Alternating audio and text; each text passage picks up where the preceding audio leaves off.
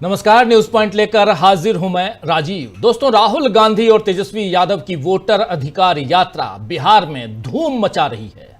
इसका एक वीडियो कल सामने आया था जिसमें कई लोग धूम मचाले के गाने पर डांस कर रहे हैं। जरा उस वीडियो को पहले लेके आते हैं और ये विजुअल जो आप देख रहे हैं ये भी बहुत ही शानदार विजुअल है, इसके बारे में भी हम चर्चा करेंगे। लेकिन इससे पहले कल आपने देखा था कि एक तरफ ये तस्वीर देखिए, ये बहुत ही इंपॉर्टेंट तस्वीर है जिसमें धूम मचाले जो गाना है और उस गाने पे किस ढंग से राहुल और तेजस्वी एक दूसरे को और खुशी में जो थाप दे रहे हैं राहुल गांधी, वो दिखाई दे रहा है। और गमछा लहराने का जो अंदाज है तेजस्वी यादव का, वो भी दिखाई दे रहा है। एक तरफ तेजस्वी यादव हाथ में गमछा नहीं, लेकिन लहराने का अंदाज वही, हाथ हिलाने का अंदाज वही, और दूसरी तरफ राहुल गांधी थाप देते हुए, और गाना है धूम मचाले। आप लोगों ने सुना होगा। आज फिर धूम मचाने के लिए कुछ और वीडियो सामने आए हैं। वोटर अधिकार यात्रा आज कटिहार के बाद पूर्णिया पहुंची और पूर्णिया से अररिया। ये जो तस्वीर है इसको देखिए।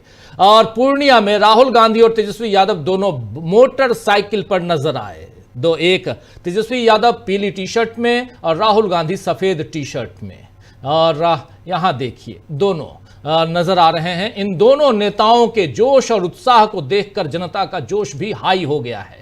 एक युवक ने तो भीड़ में आकर राहुल गांधी के गालों पर को चूमने की कोशिश की। हालांकि सुरक्षा कर्मियों ने उसे बाहर कर दिया उस घेरे से, सुरक्षा घेरे से, देखिए। लेकिन यहां आने की कोशिश जरूर हुई थी। और ये तस्वीर देखिए, ये अपने आप में दिखाई देता है कि क्या दीवानगी है राहुल गांधी को लेकर। और यहां पर लेकिन सुरक्षा कर्मियों ने यहां उसे बाहर कर दिया। सुरक्षा के लिहाज से यह खतरनाक काम है, लेकिन जब मंजिल लोकतंत्र को बचाने की है तो फिर रास्तों के खतरों की परवाह विपक्ष नहीं कर रहा है। यह बात आज फिर जाहिर हुई।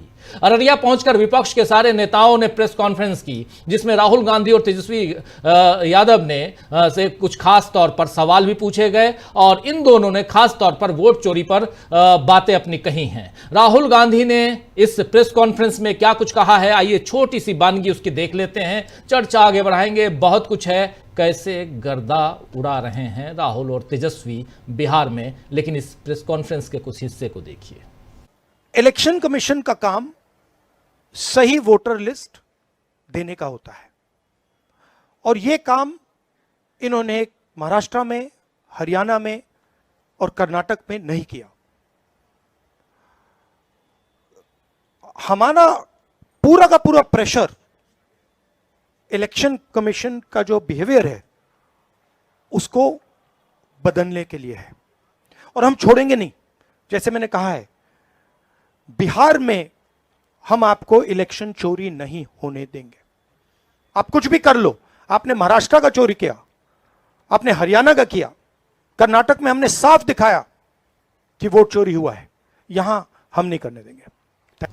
तो सुन लिया आपने, यहां हम नहीं करने देंगे। चुनाव आयोग का काम सही वोटर लिस्ट देना है, लेकिन इन्होंने यह काम महाराष्ट्र, हरियाणा और कर्नाटक में नहीं किया। हमारा पूरा ध्यान चुनाव आयोग के इस रवैये को बदलने पर है, हम इस काम को छोड़ेंगे नहीं। यहां राहुल गांधी कह रहे थे आप कुछ भी कर लें, हम बिहार में चुनाव चोरी नहीं होने देंगे। राहुल गांधी बार बार इस शपथ को दोहराते हुए नजर आते हैं। आपको याद होगा दोस्तों कि पिछले हफ्ते ही चुनाव आयोग ने प्रेस कॉन्फ्रेंस की थी और राहुल गांधी को अल्टीमेटम दिया था कि या तो वो हलफनामा दें या फिर देश से माफी मांगे, वरना सारे आरोप गलत माने जाएंगे। लेकिन राहुल गांधी ने तो आज फिर से अपने आरोपों को दोहराया है और कि हम वोट चोरी रोकने के लिए आए हैं, वोट चोरी नहीं होने देंगे। वहीं तेजस्वी यादव पर भी मोदी को जुमला जी कहने पर एफआईआर दर्ज हो गई है।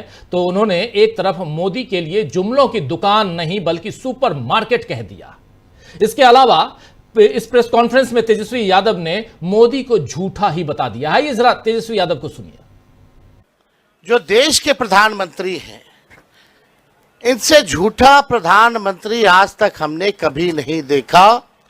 अफवाह फैलाना और समाज में जहर बोने का काम इनसे बेहतर और कोई नहीं करता। आप देखिएगा, प्रधानमंत्री जी गया आए और गया में उन्होंने कहा कि घुसपैठियों को भगाने के लिए जो है ये इलेक्शन कमीशन जो है काम कर रहा है। इलेक्शन कमीशन के जो कैटेगरी का जो लिस्ट है या सुप्रीम कोर्ट में जो एफिडेविट जमा किया है, वहां कहीं भी घुसपैठियों का जिक्र नहीं है। ये बिहार की धरती है। यहां अगर आप चाहेंगे लोकतंत्र को खत्म करना, क्योंकि ये लोकतंत्र की जननी है, बिहारी एक एक बिहारी यहाँ के लोकतंत्र या देश में जो लोकतंत्र है या संविधान है, इसको खत्म नहीं होने देगा। बिल्कुल, यहां पे सुन रहे थे आप, यहां तेजस्वी यादव कह रहे हैं ये बिहार जो है लोकतंत्र की जननी है, हम लोकतंत्र और संविधान को खत्म होने नहीं देंगे। बिहार की धरती से एक बार फिर नई क्रांति के लिए नारा बुलंद हो चुका है। दोस्तों, राहुल गांधी का कहना है कि बिहार का बच्चा बच्चा पॉलिटिकली अवेयर हो गया है। बच्चे अब वोट चोर गद्दी छोड़ के नारे लगा रहे हैं। यानी राहुल गांधी और तेजस्वी यादव की धूम में अब विपक्ष ने गर्दा उड़ा दिया है। इस आंधी में क्या नरेंद्र मोदी अपनी सत्ता संभाल पाएंगे? आज इस पर चर्चा करें, लेकिन उससे पहले इसी प्रेस कॉन्फ्रेंस में एक सवाल तेजस्वी यादव से पूछा गया और कहा गया कि तेजस्वी जी, ये सवाल सिर्फ आपके लिए है। लेकिन उसके जवाब जब आए तो उसके बाद राहुल गांधी भी जवाब देने से खुद को रोक नहीं पाए। सवाल था कि चिराग पासवान कह रहे हैं तेजस्वी जी कि आप राहुल गांधी और उनकी पार्टी कांग्रेस पार्टी के पिछलग्गू हो गए हैं। जवाब क्या आया और उसके बाद फिर आगे की कहानी अगर आप सुनेंगे तो आप अपनी हंसी रोक नहीं पाएंगे। सुनिए जरा जब आए राहुल गांधी, लेकिन उससे पहले तेजस्वी यादव को सुनिए। सर, चिराग पासवान बोल रहे हैं कि तेजस्वी यादव अब कांग्रेस के पिछलग्गू बन के घूम रहे हैं। भाई वो तो हनुमान किनके हैं आपको तो पता ही है, उन पर ज्यादा हम नहीं बोलेंगे। हम लोग तो जनता के हनुमान है, वो व्यक्ति विशेष के हनुमान हो सकते हैं। देखिए, हम चाहेंगे कि मुद्दे पे बात हो। चिराग पासवान आज का इशू नहीं है, मुद्दा नहीं है, ना जनता उनको पूछती है। आज लोकतंत्र की हत्या की जा रही है, संविधान को मिटाया जा रहा है। तो चिराग पासवान से अगर आप सवाल जो पूछ रहे हैं, हम इस पे कोई टिप्पणी नहीं करेंगे, लेकिन उनको सलाह जरूर देंगे। हमारे बड़े भाई जल्द से जल्द शादी कर दें। IANS से अभिषेक मेरे लिए भी एप्लीकेबल है।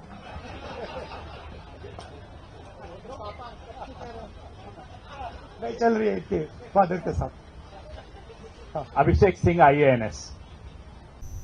आपने सुना, यहां अगर गौर से नहीं सुना हो तो आप लोगों के लिए बता देता हूं। यहां बात यह हुई कि तेजस्वी यादव ने कहा कि एक तो पिछलग्गू वाली बात का उन्होंने जवाब दिया और कहा कि वो किसी के हनुमान है, किसी इंडिविजुअल के हनुमान है, लेकिन मैं यहां बिहार की जनता का हनुमान हूं, मैं किसी का पिछलग्गू नहीं हूं। और मेरी सलाह है, यानी तेजस्वी यादव ने कहा कि चिराग को मेरी सलाह है, चिराग पासवान को मेरी सलाह है कि वो शादी कर लें। इसके बाद माइक हाथ में लेते हैं राहुल गांधी और कहते हैं ये बात, यानी ये जो सलाह है तेजस्वी की, ये मेरे पर भी लागू होती है। तो इसके बाद फिर हंसी ठिठोली और कह रहे हैं बात चल रही है, लालू जी से बात चल रही है। खैर, चलिए चर्चा आगे बढ़ाएंगे। एक तरफ ये बातें जो आगे बढ़कर किस दिशा में जाएंगी, इस पे हम आज चर्चा जरूर करेंगे। लेकिन इसके अलावा दूसरी सबसे बड़ी बात, चुनाव आयोग के खिलाफ एक और अवमानना, एक और केस, एक और याचिका की तैयारी चल रही है। वो याचिका क्या है वो भी बताएंगे आपको। लेकिन पहले हमारे तमाम वरिष्ठ साथियों से आपका परिचय करवाते हैं और फिर आगे बढ़ते हैं। हम लिख भी रहे हैं कि चुनाव आयोग के खिलाफ एक और केस की तैयारी, सुप्रीम कोर्ट में एक और मामला जल्दी जाएगा। लेकिन उससे पहले क्या चुनाव आयोग खुद को संभाल लेगा? और नहीं संभालेगा तो अवमानना का केस एक चुनाव आयोग के ऊपर आने वाला है। मजेदार होगा, हम लाइव करेंगे, आप देखेंगे। चलिए जरा चलते हैं हमारे तमाम वरिष्ठ साथियों के बीच और फिर इस चर्चा को आगे बढ़ाते हैं। इस वक्त 5 वरिष्ठ साथी हमारे साथ जुड़े हुए हैं। स्टूडियो में हमारे साथी प्रेम कुमार जी जुड़े हुए हैं। प्रेम कुमार जी, आपका स्वागत है। इधर दिल्ली से 3 साथी हैं हमारे साथ, प्रशांत टंडन जी हैं, जयशंकर जी हैं और अमलिंदु उपाध्याय जी हैं। आप तीनों का भी स्वागत है। उधर कोलकाता से, जिस पर खूब चर्चा होगी आने वाले समय में, प्रफुल्ल कोलख्यान जी हैं, आपका स्वागत है। आप पांचों का स्वागत है इस कार्यक्रम में। स्वागत, इस्तकबाल आप तमाम दोस्त साथी शुभचिंतक आप सबका, जो अब तक जुड़ चुके हैं उनका भी, जो जुड़ने वाले हैं उनका भी। सीधे प्रेम कुमार जी, सबसे पहले आपके पास आना चाहता हूं, इसलिए क्योंकि इस यात्रा से भी आप लौट के आ रहे हैं। सासाराम होते हुए जैसे जैसे यात्रा आगे बढ़ी थी आप साथ साथ थे।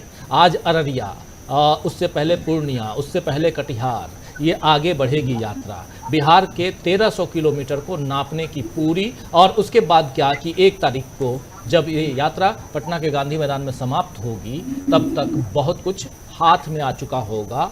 तेजस्वी यादव, राहुल गांधी, दीपांकर भट्टाचार्य CPI-ML के मुखिया, और इनके साथ साथ मुकेश सहनी। और मज़ेदार तथ्य है कि मुकेश सहनी को लोग यही कहते थे कि वो इधर के से उधर चले जाएंगे, लेकिन 10 से मस नहीं हो रहे हैं, बिल्कुल चिपके हुए हैं। और लग रहा है कि ये फेविकोल से भी बड़ा वाला कोई इन लोगों को मिल गया है जिससे ये निकल नहीं पा रहे हैं। चाहता होगा विपक्ष की जरूर इनको बाहर निकाला जाए। कैसे देखा जाए, पहले इन लोगों की यात्रा पे से ही शुरुआत करते हैं, बाद में उस पर भी आएंगे कि किस केस की तैयारी चल रही है विपक्ष की तरफ से चुनाव आयोग के खिलाफ सुप्रीम कोर्ट में। लेकिन पहले राहुल और तेजस्वी। शुक्रिया राजीव जी। राहुल गांधी की जो यात्रा बिहार में है, इस यात्रा की खासियत अगर देखें तो एक तो पिछली यात्राओं से ज़्यादा भीड़, ज़्यादा आकर्षण, ज़्यादा उत्साह नज़र आता है। और दूसरा ये कि जो राहुल गांधी जी के साथ पॉलिटिकल पार्टीज़ के लोग हैं वो साथ में जुड़े हैं, वो एक भी दिन साथ हटने और छूटने का नाम नहीं ले रहे हैं।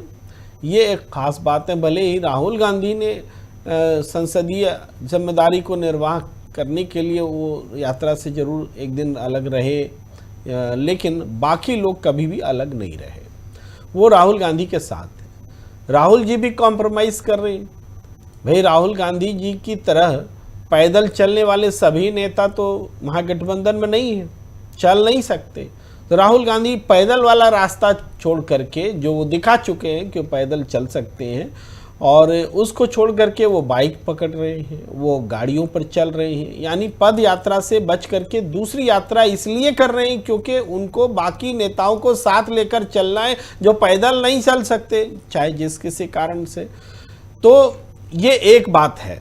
उत्साह आप ऐसा देखेंगे कि ऐसे तो सारी यात्राएं कुछ न कुछ प्रतिफल देती हैं, लेकिन बिहार की ये यात्रा एक ऐसे मुद्दे पर है जो लोग बोलते थे, बहुत लोग कहते थे कि राहुल गांधी ने क्या मुद्दा चुन लिया, वोट अधिकार यात्रा, महंगाई क्यों नहीं चुनी, बेरोजगारी क्यों नहीं चुनी, ये सारी चीज़ें बोलते थे। लेकिन राहुल गांधी ने जनता को समझा दिया कि वोट अगर आपका नहीं रहेगा तो बाकी कुछ भी नहीं रहेगा, डेमोक्रेसी नहीं रहेगी तो बाकी सारी जो लड़ाइयाँ हैं वो ऐसे ही ख़त्म हो जाएंगी। यानी सबसे पहले और सबसे ज़रूरी ये है कि वोट की रक्षा की जाए, एक आदमी एक वोट। इस बात को उन्होंने समझा दिया और टाइमिंग इतनी अच्छी रही, या यूँ कहिए कि चुनाव आयोग ने अपने तय जो वफादारी और हनुमान बनने की कोशिश की, अभी हनुमान की बहुत चर्चा हो रही है, तो हनुमान बनने की कोशिश की, तो उससे उसका असर ये हुआ कि जनता को समझ में आ गया कि दरअसल ये जो लड़ाई है इस लड़ाई में हमारा ही अधिकार छीना जा रहा है, और जिसकी जिम्मेदारी हमारे अधिकार की रक्षा करने की है वही हमारे अधिकार को छीन रहा है। और 65 लाख लोगों के नाम डिलीट कर दिए गए और सबको बताया गया कि आपका नाम कट गया है तो आइए ना, आप बताइए, आपका नाम हम ठीक कर देंगे। इसके लिए मियाद तय कर दी गई। भाई ठीक कर देंगे और ठीक होगा नहीं और दिन बीत जाएगा, उसके बाद क्या करेंगे? ठीक कर देंगे ऐसी नौबत क्यों आई? हम अगर अभी तक वोट देते रहे हैं तो इस बार वोट नहीं देंगे, ऐसी स्थिति क्यों बनाई? इन सारे सवालों के जवाब नहीं है, लेकिन राहुल गांधी ने इन सवालों को जिंदा कर दिया, जागरूक लोगों को और जागरूक कर दिया।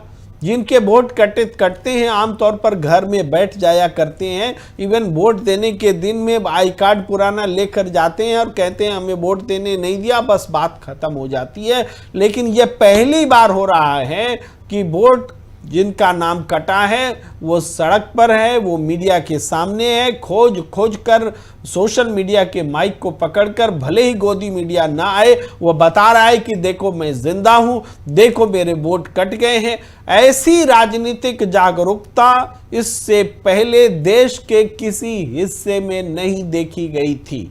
राहुल गांधी ने ये चमत्कार कर दिखाया है और इस चमत्कार का राजनीतिक प्रतिफल नहीं मिलेगा, ये अगर कोई सोचता है तो बेईमानी है। जब राहुल गांधी की 2 यात्राओं ने बीजेपी को 240 पर ला दिया, तो राहुल गांधी की बिहार यात्रा जो इस तरह से लोग उन्मादपूर्ण तरीके से इस यात्रा में जुड़ रहे हैं, उत्साह से भी ज्यादा शब्द आप कोई ले लीजिए, तो इसका जो प्रतिफल हमें नजर आ रहा है, ये बिहार का चुनाव राहुल गांधी ने पलट दिया है, बिल्कुल पलट दिया है। जी राजीव जी बिल्कुल, बिहार का चुनाव राहुल गांधी ने कैसे पलटा है ये बता रहे हैं हमारे साथी यहाँ प्रेम कुमार जी। अभी राहुल गांधी और तेजस्वी यादव, साथ में 2 और नेता दीपांकर भट्टाचार्य, मुकेश सहनी, इन सब की यात्रा, इस यात्रा का प्रतिफल क्या है? क्या सचमुच इन लोगों ने बिहार में गर्दा उड़ा दिया है? जरा समझते हैं, आगे बढ़ते हैं। प्रशांत टंडन जी, कैसे देखते हैं आप? गर्दा उड़ा दिया। मैं इसी पे पहले बात करूंगा कि ये जो नई राजनीति है, ये बुलेट प्रूफ गाड़ियों से बुलेट मोटरसाइकिल पे जो राजनीति आ रही है, इसके मायने क्या हैं? बाकी मुद्दों पे प्रेस कॉन्फ्रेंस, सुप्रीम कोर्ट, चुनाव आयोग पे बात रखूंगा, लेकिन ये बहुत इंपॉर्टेंट है जी कि बुलेट प्रूफ गाड़ियों से बुलेट मोटरसाइकिल पे जो राजनीति आई है, 2 युवा नेता टी शर्ट पहने बुलेट मोटरसाइकिल पे दिखाई दे रहे हैं। अभी तस्वीर दूसरी चल रही है, लेकिन वो अभी तस्वीर आप चला रहे थे। हाँ, ये तस्वीर। तो देखिए, अंग्रेजी में कहावत है, पिक्चर स्पीक्स 1000 वर्ड्स। एक तस्वीर जो है वो हजारों शब्द बयान कर देती है। और इस राजनीति का ट्रांसफॉर्मेशन जो है, जो जनता से दूर होने की राजनीति, बड़े बड़े मंच, बड़ी रैलियां, हेलीकॉप्टर, उससे राहुल गांधी ने जो तोड़ा था उस जिंक्स को, उस बैरिकेड को भारत जोड़ो यात्रा में, वही अब कंटिन्यू कर रहा है। मैं कम्युनिकेशन का अध्ययन करता हूं, मैं कम्युनिकेशन का प्रोफेशनल हूं पत्रकारिता के साथ साथ, और मैं जानता हूं कि इस तरीके की जो तस्वीरें आती हैं, जब ये तस्वीरों का इम्पैक्ट समाज में बहुत गहरा होता है। याद कीजिए कि सिनेमा जब बॉक्स ऑफिस में जब फिल्में बनती हैं बॉक्स ऑफिस में हिट कराने के लिए जी, उसमें भी हीरो को इसी तरह दिखाया जाता है, मोटरसाइकिल पे डेयर डेविल काम करते हुए, मारते पीटते हुए, मतलब यंग एंग्री मैन जो इतना बॉक्स ऑफिस में चला, उसी की ध्वनि, उसी का आपको एक दृश्य यहाँ पे देखने को मिल रहा है, जो भारत के तमाम युवाओं को आकर्षित करेगा। आप अगर उनसे आपका इमोशनल वास्ता होता है तो फिर वो आपकी बात भी समझेंगे, बात को सुनेंगे भी। इसके बनस्पत मोदी जी का आप देखिए, वो अभी भी बुलेट प्रूफ गाड़ियों में ही है। तो बुलेट प्रूफ गाड़ियों की राजनीति अब खत्म हो रही है, और ये मेक इन इंडिया भी है, बुलेट इनबिल्ड भारत की गाड़ी है। और तेजस्वी यादव ने भी आज जो टी शर्ट निकाल ली है जी। तो एक नई प्रकार की राजनीति सामने आ रही है, और ये बहुत आउट ऑफ बॉक्स थिंकिंग है। ये अब राहुल गांधी जो प्रेस कॉन्फ्रेंस में कहते हैं बातें, या जो भाषण में कहते हैं, अब वो बात समाज में और गहरे तरीके से जाएगी जब इस तरीके की वो बातें करते हैं, इस तरीके की एक्टिविटीज करते हैं। इन तस्वीरों से ही आरएसएस परेशान है। आरएसएस की लगातार चिंता है कि मोदी जी के बाद की बीजेपी क्या होगी, उसके पास युवा नेता नहीं है। जिन तस्वीर में 2 युवा आपको 2 नेता दिखाई दे रहे हैं बुलेट मोटरसाइकिल पे, इनकी अभी 20 साल की राजनीति बची हुई है। बीजेपी के पास इसका जवाब नहीं है, और ये चिंता है आरएसएस की, इसीलिए दबाव पर्दे के पीछे बहुत कुछ हो रहा है जो आने वाले समय में हम देखेंगे भी। अब बात इलेक्शन कमीशन और मुद्दों की। देखिए, बिहार में अब जो हो रहा है, जैसे प्रेम कुमार जी कह रहे थे, ये नया आंदोलन अब जड़ पकड़ चुका है।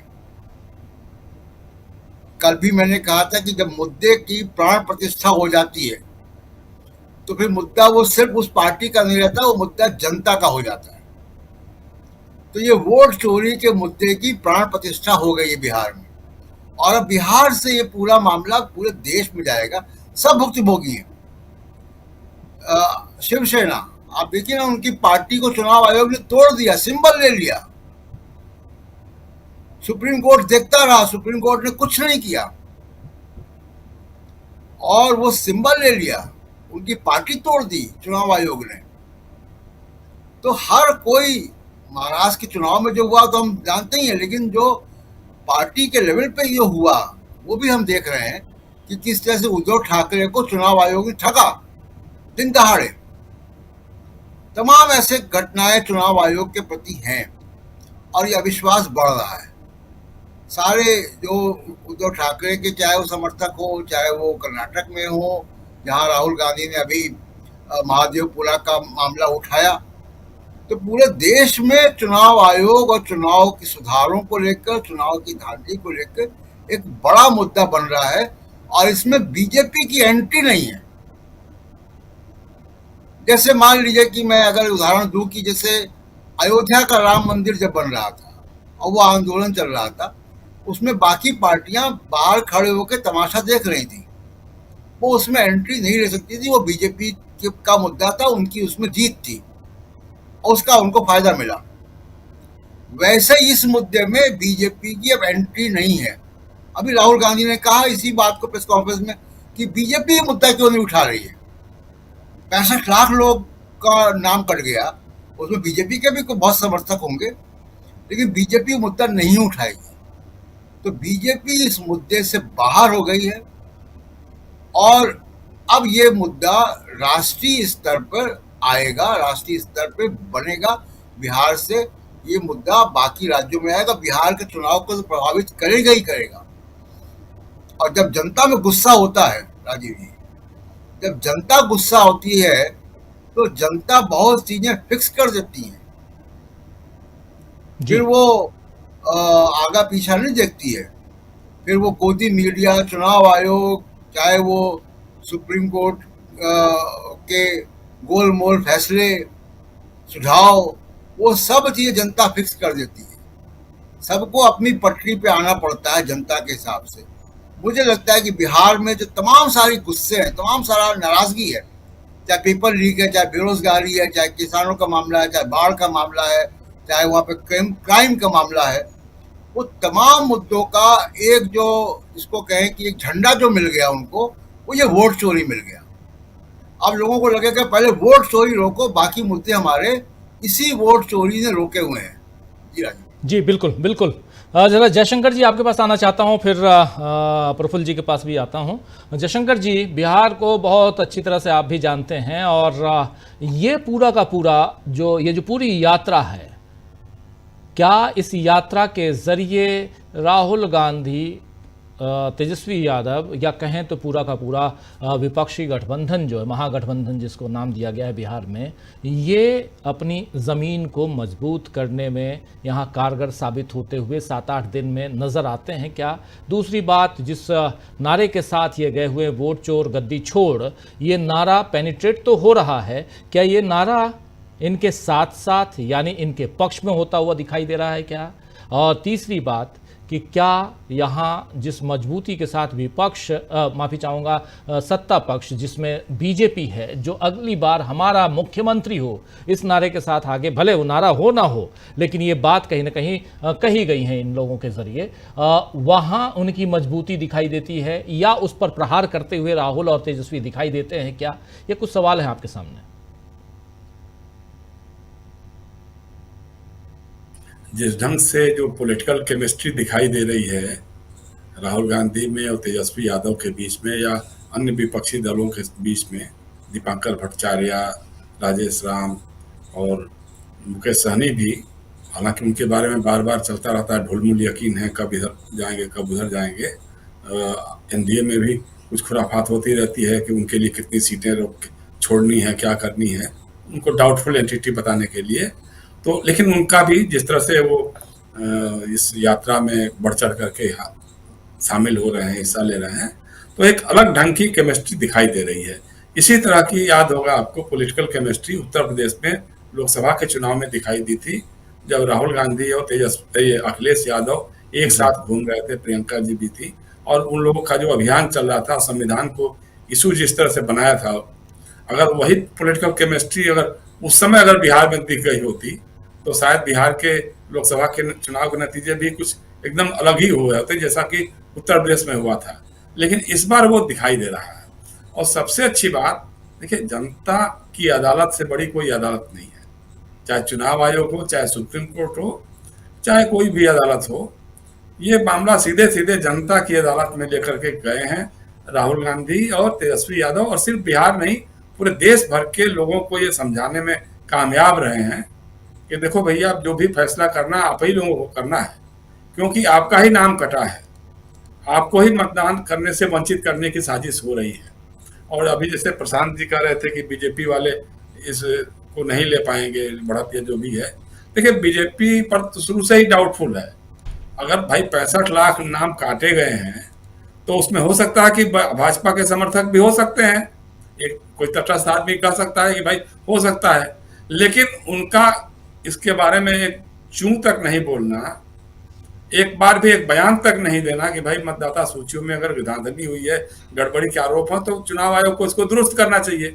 एक बार भी बीजेपी का ये बात नहीं कहने का मतलब है कि इस धांधली में वो कहीं ना कहीं साझेदार हैं, और सच तो यही है कि उन्हीं के लिए तो किया जा रहा है। अब परसों जो प्रधानमंत्री मोदी जी का गया में जो भाषण था, मतलब कई बार हंसी आती है, कई बार झुंझलाहट होती है, और कई बार उनकी बेशर्मी पर भी लगता है कि साहब इसी तरह की बातें तो ये लगातार कहते रहे हैं। कह रहे हैं साहब कि अब तो भ्रष्टाचारियों के लिए जेल में ही जगह होगी। आधी बात खा गए, उनको ये भी कह देना चाहिए था कि भाई भ्रष्टाचारियों के लिए या तो जेल या फिर भाजपा में ही जगह बनेगी और कहीं होगी नहीं। ये कहने में क्या दिक्कत है जी। ये घुसपैठियों वाली बात तो उन्होंने झारखंड के चुनाव में जितनी बढ़ चढ़ कर कही थी, यहां तक कहा कि आपकी इज्जत आबरू लूट ले जा रहे हैं। एक बार भी वो नहीं बताते हैं, या उनके लोग नहीं बताते हैं कि भाई साहब 11 साल से तो आप ही की सरकार है, जो घुसपैठिए कब से आए हैं कुछ पता नहीं है। हर चुनाव में हमको तो लगता है कि 25, 30, 40 साल से भाजपा के लोग यही बात कहते रहे कि घुसपैठिए घुसपैठिए घुसपैठिए, और आज तक एक भी आंकड़ा 100 या 1000 में नहीं दिखाई दिया कि जितने घुसपैठियों को पहचान करके इन्होंने बाहर भेजा हो। बंगाल में तृणमूल कांग्रेस की ममता बनर्जी की सरकार है, बिहार में आप ही की सरकार है, झारखंड में हेमंत सोरेन की सरकार है, लेकिन बॉर्डर सिक्योरिटी फोर्स किसके जिम्मे है? न तो ममता बनर्जी के जिम्मे है, न ये नीतीश कुमार के जिम्मे है, न हेमंत सोरेन के जिम्मे है। तो वो तो आप अपने ऊपर गाली देते हैं ना भाई, कि घुसपैठिए अगर अभी आ रहे हैं तो इसके लिए जिम्मेदार हो आप हैं। लेकिन अब वो कुछ भी चूंकि बोल जाते हैं, बोलने के बाद भूल जाते हैं कि अगली बार हमको फिर क्या बोलना है, कौन से जुमले फेंकने हैं। अब आज तो हमने कहीं लिखा था सोशल मीडिया पर, तो किसी ने कहा कि भाई साहब जुमला मत लिखिए क्योंकि जुमले पे FIR हो गया। अरे भाई किस चीज पर भी FIR करिएगा, करिए ना, गिरफ्तार करिए। हम लोग तो उसी दिन का इंतजार कर रहे हैं कि असली चेहरा आपका तो सामने आ चुका है, बस आप एक्शन मोड में देखना चाहते हैं कि क्या करेंगे। लेकिन सबसे बड़ी बात है कि जनता का जो रुझान, जनता की जो दिखाई दे रहा है, ये एक नई ऊर्जा के साथ लोगों को लग रहा है कि अब हम कुछ कर सकते हैं। राहुल गांधी जिस तरह से सड़क पे आए हैं, और तेजस्वी यादव ने भी जो सड़क पे निकाला है जनता की सोच को। और दूसरी बात है कि देखिए, वोट चोरी का ही मामला नहीं है। जब उनकी प्रेस कॉन्फ्रेंस हो रही है कहीं कहीं बीच बीच में राहुल गांधी की, या भाषण भी हो रहे हैं, तो उसमें सिर्फ वोट चोरी तक मामला सीमित नहीं रहता। वो बेरोजगारी की चर्चा भी करते हैं, महंगाई की चर्चा भी करते हैं, और कहते हैं कि सारी समस्याएं आपकी जुड़ी हुई है, अगर आप मताधिकार से वंचित हो जाएंगे तो फिर कुछ रहेगा नहीं। एक जो अच्छी बात सबसे दिखी है, जो बार बार उठाते रहे लोग, मीडिया के लोग, तो उनको तो चाहिए ना कि भाई कुछ ऐसा पॉइंट दिखाएं जिससे इन लोगों की कमजोरी सामने आए, तो होता है कि साहब और बिहार में देखिए वो तो अभी कन्हैया कुमार को आगे कर रहे हैं, तो पप्पू यादव को कर रहे हैं, तो तेजस्वी में उनकी भिड़ंत हो गई।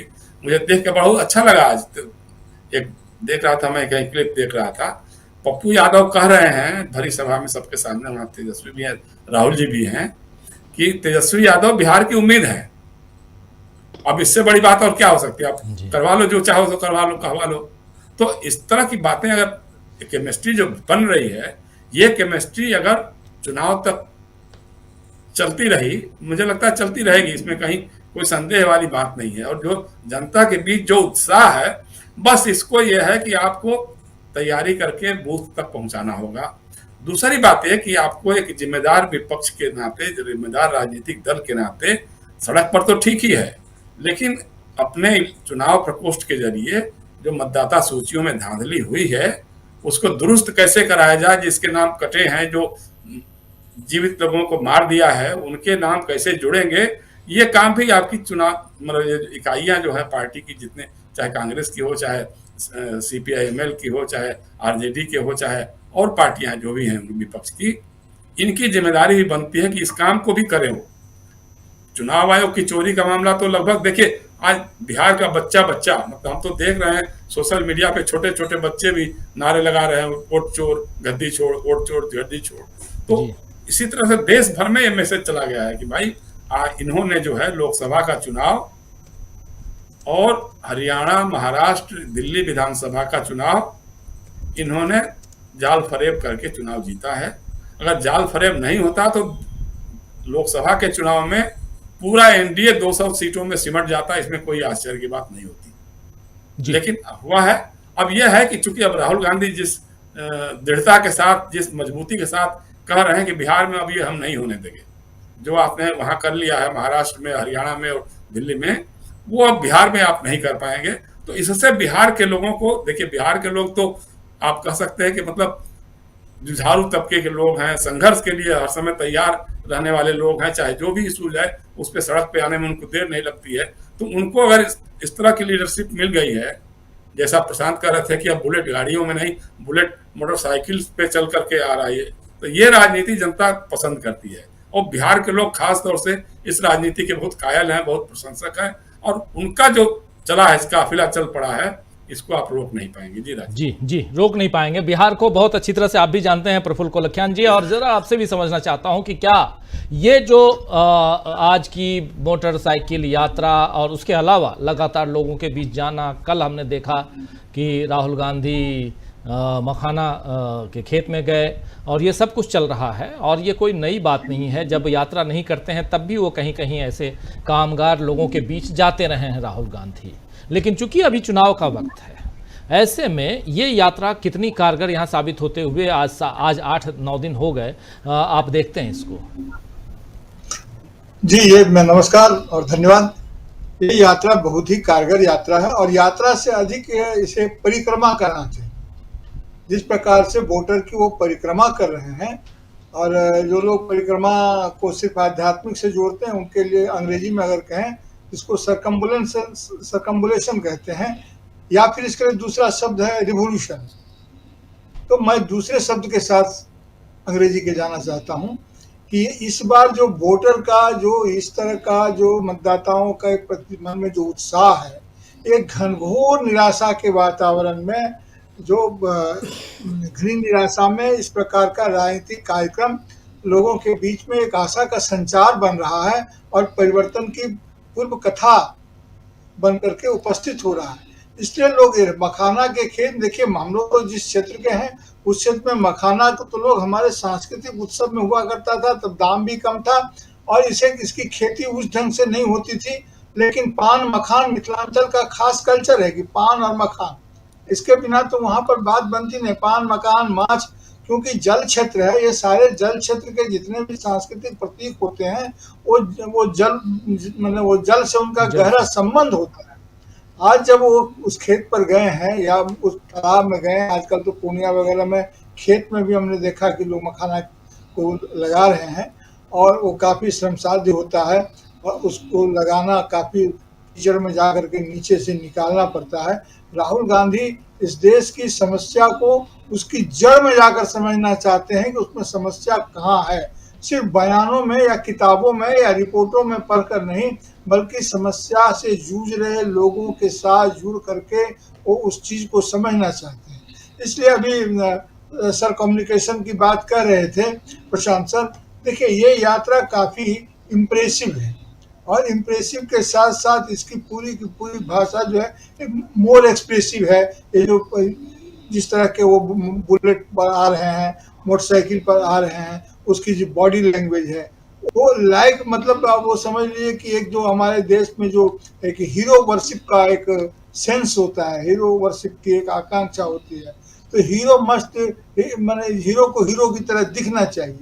तो राहुल गांधी अब अपना काफी उनमें परिवर्तन आ रहा है और देखिए कि वो जिस ढंग से बिहेव करते हैं, वह बिहेव लगता है कि एक अंग्रेजी का शब्द था जो मार्क्सवाद में चलता था, इसको बोलते हैं डिक्लास होना। तो डिक्लास होने की जो अपनी परंपरा थी, यहाँ डिक्लास होने की बात तो हम नहीं कहेंगे, लेकिन राहुल गांधी इक्वलाइज हो रहे हैं। इक्वलाइज हमारे नेता लोग जो वन अमंग द इक्वल्स में होते हैं, लेकिन वो अपने आप को वन अमंग द इक्वल्स नहीं मानते हैं, अपने आप को उसे डिफरेंट और बहुत ही ऊंचा मानते हैं, क्वालिटेटिवली बहुत ऊंचा मानते हैं। जैसे वो देव पुरुष हो, कोई लोग तो अपने को नॉन बायोलॉजिकल भी कह बैठते हैं, हम भगवान हैं, इस तरह का आभास देते हैं। लेकिन राहुल गांधी जो कोशिश कर रहे हैं अपने को उस जनता से इक्वलाइज कर रहे हैं जो जनता इनइक्वालिटी से जूझ रही है, जो जनता इनइक्वालिटी से, विषमता से परेशान है। राहुल गांधी की राजनीति की ये खास भंगिमा है जिसको उन्होंने अपने तरीके से पहचाना है और उसको अपने राजनीतिक कार्यसूची का, एजेंडा का हिस्सा बनाया है। अब बिहार की राजनीति से अब देखिए कि ये आंदोलन हमने आजादी को भी आंदोलन के माध्यम से हासिल किया था, कोई क्रांति हमने नहीं की थी, लेकिन आंदोलन अपनी उच्चता पर, सर्वोच्च शिखर पर पहुंच करके कब आंदोलन क्रांति में बदल जाए कहना बहुत मुश्किल होता है। ये अंग्रेजों की और हमारे भारतीय नेताओं की, हमारे पुरखों की यह खासियत थी कि उसको आंदोलन ही रहने दिया, उसको किसी क्षति से बचाने की हमेशा कोशिश की, यानी कि जनता को क्षति न हो। अब राहुल गांधी भी लगातार जिस ढंग से आंदोलन को तेज कर रहे हैं और इसको उत्सव में बदल दे रहे हैं, राजनीति को लोकतंत्र के उत्सव में, उससे तो ये लगता है कि अगर इस बार कोई भी कोलिशिव एक्शन हुआ, कोई भी दमनकारी हुई, लोगों के मैंडेट को भ्रमित करने का कोई भी अगर तिकड़म हुआ, तो इसकी भारी कीमत देश की राजनीति को चुकानी पड़ेगी। अगर जो मतपेटी में जो जन समर्थन दिख रहा है, इस जन समर्थन को यदि मतपेटी में या ईवीएम में दहाड़ने का मौका अगर नहीं मिला, उसकी दहाड़ अगर वहां से नहीं सुनाई दी, तो यह देश के लिए, लोकतंत्र के लिए भयानक दुर्भाग्यपूर्ण होगा और उसकी जवाबदेही उन तमाम लोगों पर होगी जो षड्यंत्र की कथा लिख रहे हैं। आपने कहा कि सुप्रीम कोर्ट में के अवमानना के प्रति फिर एक नए केस की तैयारी हो रही है। रोज ये नेताओं पर अवमानना दाखिल कर रहे हैं। इस सुप्रीम कोर्ट तो जो देखे, इस चुनाव आयोग ने कहना नहीं चाहिए, लेकिन ऐसा लगता है कि इसने सुप्रीम कोर्ट का नहीं, देश की अवमानना की। देश से बड़ा कुछ भी नहीं है, सॉवरेनिटी देश की है। इस देश के संघर्ष, पूरे स्वतंत्रता आंदोलन और उसकी कुर्बानियों की अवमानना की है। यूं ही सेंत मेत में नहीं आ गई थी आजादी, यूं ही सेंत मेत में मतदान का अधिकार, वोटर अधिकार नहीं मिला था। ये अधिकार इसलिए नहीं मिला था कि राहुल गांधी जैसे नेता जो क्रिएटिव काम में अपना समय लगा करके देश के भविष्य को उज्जवल बनाने की दिशा में आगे बढ़ करके इस परिक्रमा में शामिल हो, इस वोटर लिस्ट की। एक जमाने में आपको याद होगा कि पंजाब का आंदोलन जब चल रहा था तो खारकू लोग जो एक लिस्ट निकालते थे उसको कहते थे हिट लिस्ट। 65 लाख लोगों के लिए ये वोटर लिस्ट हिट लिस्ट साबित हुआ है। ये साधारण बात नहीं है। उन्होंने अपनी कलम से जो प्रतिक्रांति करने की कोशिश की और लोगों को, जनता को, जिंदा लोगों को मार देने की कोशिश की। अगर ये जिंदा लोग जिनका नाम कट गया है, ये अगर मतदान केंद्र के आसपास जमा होंगे और इन्हें बताया जाएगा कि ये जीवित नहीं है और वे अगर कुछ ऐसा कर बैठे जो कानून और व्यवस्था के लिए समस्या खड़ी कर दे, तो उन पर तो मुकदमा भी नहीं चालू होगा, क्योंकि जब पूछा जाएगा कि ऐसी घटना क्यों हुई तो कहा जाएगा कि इनको मृत घोषित कर दिया। वकील कहेगा कि इनको मृत घोषित कर दिया तो इन्होंने कार्रवाई कैसे की। थे, लगभग फिल्मी स्टाइल में आपने काम किया है, ये आपके हक में अच्छा नहीं था। इसलिए मुझे लगता है, मुझे आज फिर जाने क्यों कांट बहुत याद आ रहे हैं। 1781 में उन्होंने जो किताब लिखी थी, क्रिटिक ऑफ प्योर रीजन। जो लोग राहुल गांधी की इस राजनीतिक परिक्रमा को, इस वोट की राजनीति को सिर्फ जोड़ कर देखना चाहते, उन्हें कांट को याद करना चाहिए कि जो इसको प्योर रीजन से आप नहीं समझ पाएंगे, प्योर रेशन से नहीं समझ पाएंगे। इसके लिए ट्रांसेंड चाहिए, इसके लिए अनुभव सिद्धि चाहिए। अनुभव सिद्धि से आप देख लेंगे, समझ लेंगे कि राहुल गांधी के रूप में हमारा जो नायक प्रकट हो रहा है, इसकी पूर्व छवि भारतीय इतिहास में कैसी रही है। क्योंकि जब हिटलर लौटता है तो उसी वेशभूषा में, उसी टोपी में, उसी मूछ के साथ नहीं लौटता है, और जब गांधी भी आते हैं तो उसी चश्मा, उसी ढर्रे, उसी तरीके से नहीं आते हैं। ये इतिहास का हर आदमी जानता है। तो इसलिए आप देखिए और जरा गौर से देखिए कि छवि आपको सिर्फ मोटरसाइकिल बता रही है, इसमें सिर्फ मोटरसाइकिल दिख रहा है, या उस छवि में कुछ और भी दिख रहा है। इतिहास हर दौर में, बिल्कुल हर दौर में भले इंसान बदल जाए, लेकिन विचार जो है कई बार मिल जाते हैं, और विचारों के मिलने का ही जो असर होता है वो कई बार समाज में सामाजिक परिवर्तन का एक नायक भी होता है। और यही बात आप कह भी रहे थे। आगे बढ़ें, लेकिन उससे पहले जो अभी आप चुनाव आयोग का जिक्र भी कर रहे थे, चुनाव आयोग में एक और केस की तैयारी, एक और याचिका की तैयारी, चुनाव आयोग नहीं बल्कि सुप्रीम कोर्ट में याचिका की तैयारी, वो भी चुनाव आयोग के खिलाफ हो सकती है, हो रही है, क्योंकि चुनाव आयोग लगातार अवमानना करता आया है।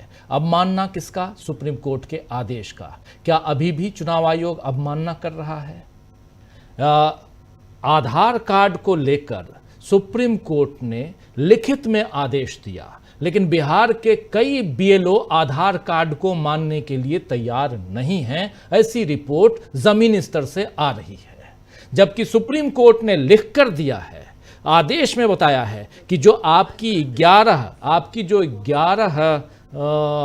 सूची है, दस्तावेजों की सूची है, उसमें से अगर किसी के पास इनमें से एक भी नहीं है लेकिन आधार कार्ड है तो आधार कार्ड लेके जा सकता है।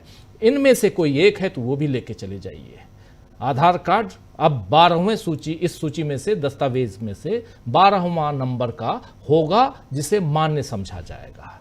क्या ये काम हो रहा है? अगर नहीं हो रहा है तो फिर एक अवमानना का केस बनेगा चुनाव आयोग के खिलाफ। इस पर बात करेंगे और इस मसले को और भी विस्तार से बताया है अभिषेक मनु सिंघवी साहब ने। आप जानते हैं हर 15 दिन पे अभिषेक मनु सिंघवी हमारे साथ जुड़ते हैं और उनसे हम चूंकि वो इसमें से SIR से रिलेटेड कई अलग अलग दलों के केस भी लड़ रहे हैं, दलीलें दे रहे हैं वहाँ, और वहाँ कोर्ट रूम में क्या कुछ चल रहा है और क्या कुछ होने जा रहा है, 8 तारीख को क्या होगा और 8 तारीख की क्या तैयारियां हैं, 8 तारीख के बाद क्या कुछ होने जा रहा है, सब कुछ आप इस कार्यक्रम के बाद, इस न्यूज़ पॉइंट के बाद सीधे आप देखेंगे। तो आप जुड़े रहिएगा और न्यूज़ पॉइंट के बाद अभिषेक मनु सिंघवी साहब को सुनिएगा, आप देखिएगा। एक छोटी सी बानगी आपको दिखाना चाहता हूं और चर्चा आगे बढ़ाएंगे। अमलेंदु उपाध्याय जी के पास चलेंगे, लेकिन उससे पहले जरा अभिषेक मनु सिंघवी एक छोटा सा, 12 अगस्त, 13 अगस्त और 14 अगस्त को 3 दिन धुआंधार वहां बहस चली सुप्रीम कोर्ट में। उसके बाद आप लोगों ने अंतरिम राहत की गुजारिश की, जिसको जज साहब, जो दोनों जजों की बेंच है, वो मान गए और वहां पर कुछ दिया गया। हर चीज जो आप चाहते हैं वो मिले न मिले, किसी को भी नहीं मिलती हर चीज, और न किसी को आकांक्षा करना अच्छा है, हर चीज प्राप्त हो जाना हमेशा संभव नहीं होता है। लेकिन इस बार ये महत्वपूर्ण समझना आपके दर्शकों को कि जो 22 की हियरिंग हुई उसमें बड़ा स्पष्ट आदेश है।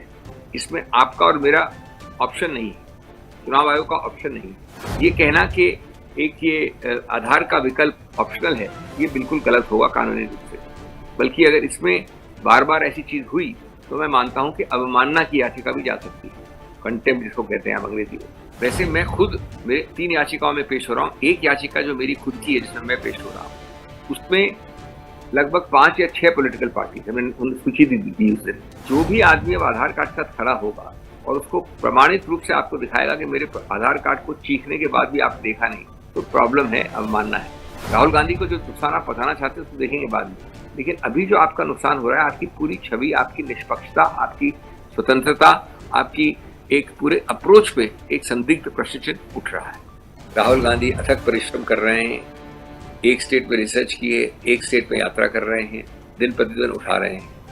हम उच्चतम न्यायालय के दरवाजे खटका के बहुत सारे महत्वपूर्ण उपलब्ध किए हैं हमने आदेश। तो इसको आप सुनेंगे ठीक इस कार्यक्रम के बाद। आना चाहता हूं अमलेंदु उपाध्याय जी आपके पास। अमलेंदु जी, कैसे देखा जाए, सबसे पहले अब चुनाव आयोग की तरफ बढ़ते हैं। राहुल गांधी ने कह दिया है कि शादी वाली सलाह मेरे ऊपर भी लागू होती है, तो यानी राहुल गांधी भी अब मूड बना रहे हैं शादी करने की। ये तो दिखाई दे रहा है जब वो खुद माइक लेकर कह रहे हैं तेजस्वी यादव को कि आप जो सलाह दे रहे हैं और ये सलाह आप चिराग पासवान के लिए दे रहे हैं, तो शायद ये मेरे लिए भी लागू होती है ये सलाह। एक बात तो ये, लेकिन हंसी ठिठोली से बाहर निकलिए तो यहाँ जो खबरें आ रही हैं वो ये कि चुनाव आयोग अभी भी मनमानी कर रहा है। कैसे देखा जाए इसको? देखिए राजीव जी, निश्चित तौर पर चुनाव आयोग अभी भी मनमानी कर रहा है और अभी भी मनमानी करता रहेगा।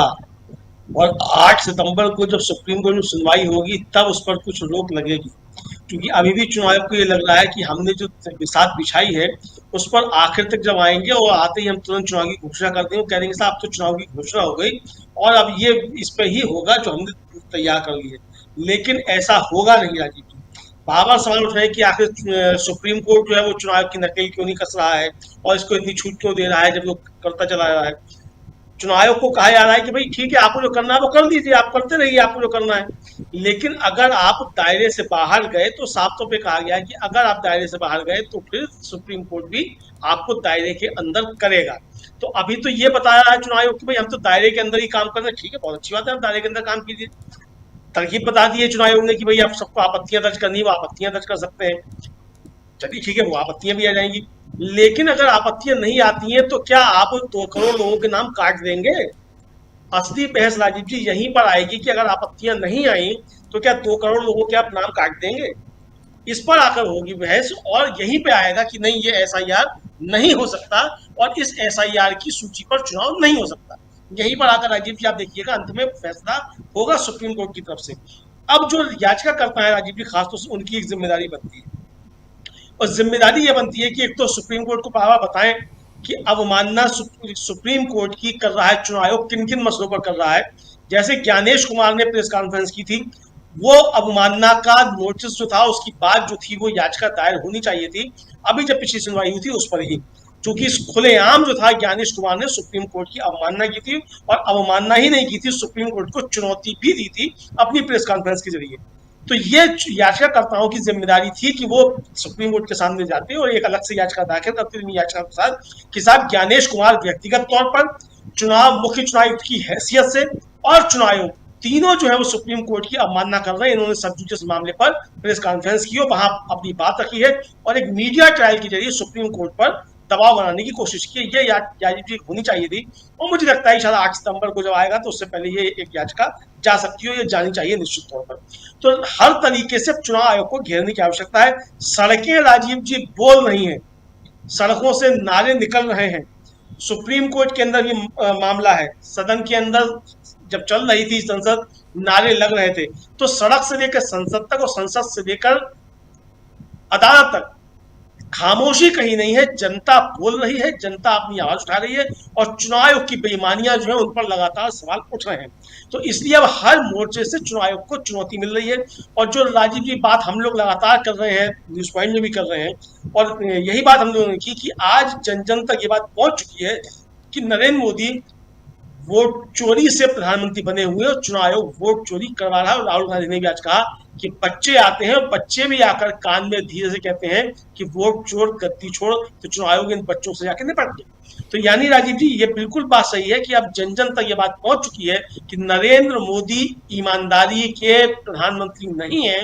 जनता ने इनको प्रधानमंत्री नहीं चुना है, जनता ने भारतीय जनता पार्टी की सरकार नहीं बनवाई है। सरकार जो भारतीय जनता पार्टी की बनी हुई है, ये सरकार वोट चोरी के जरिए चुनाव आयोग ने बनवाई है।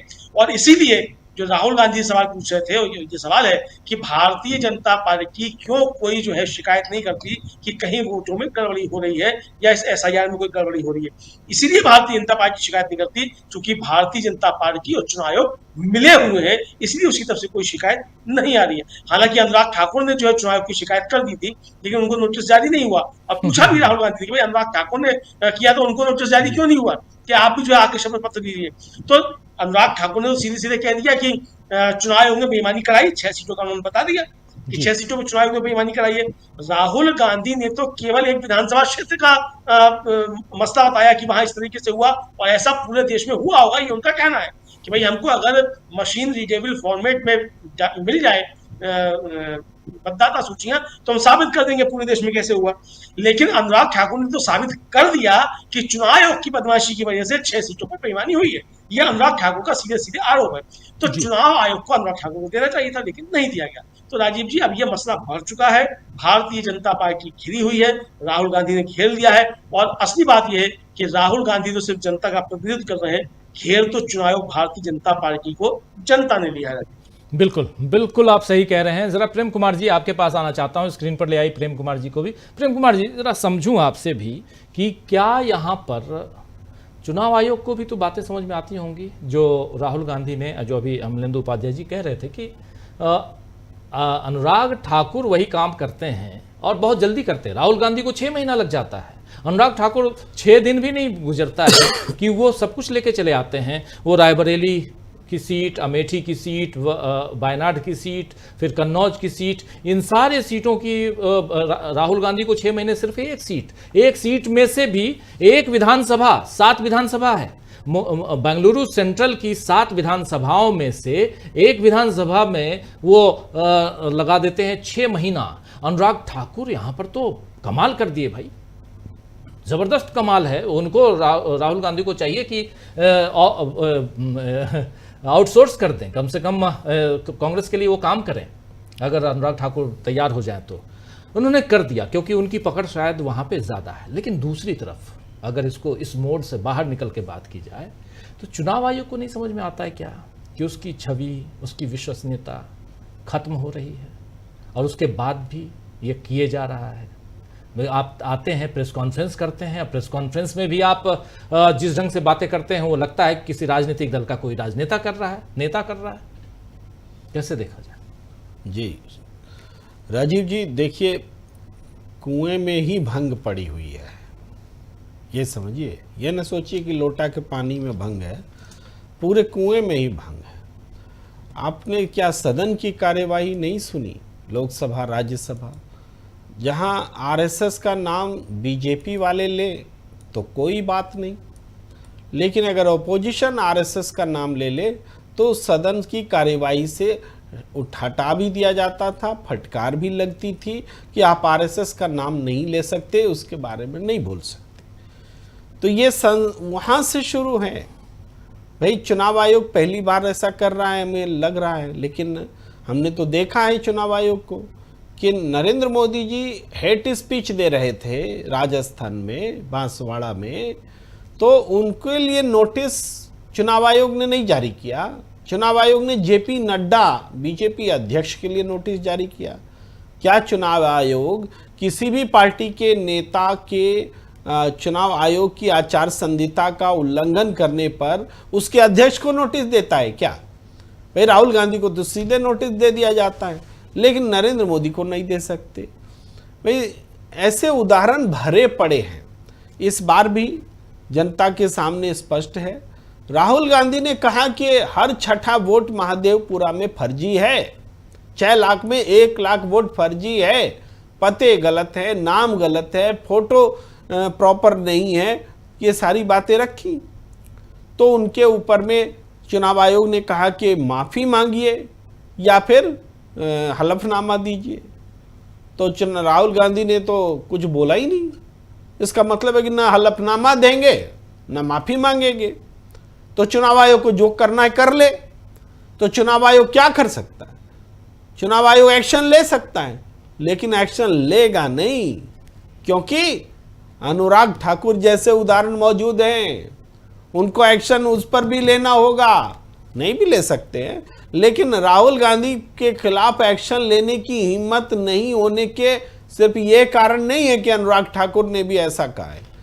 हिम्मत नहीं होने का कारण है सड़क पर राहुल गांधी के साथ उमड़ती हुई भीड़, और वो नारा जो इस बहुत बड़ा नारा बन चुका है, चुनाव चोर गद्दी छोड़।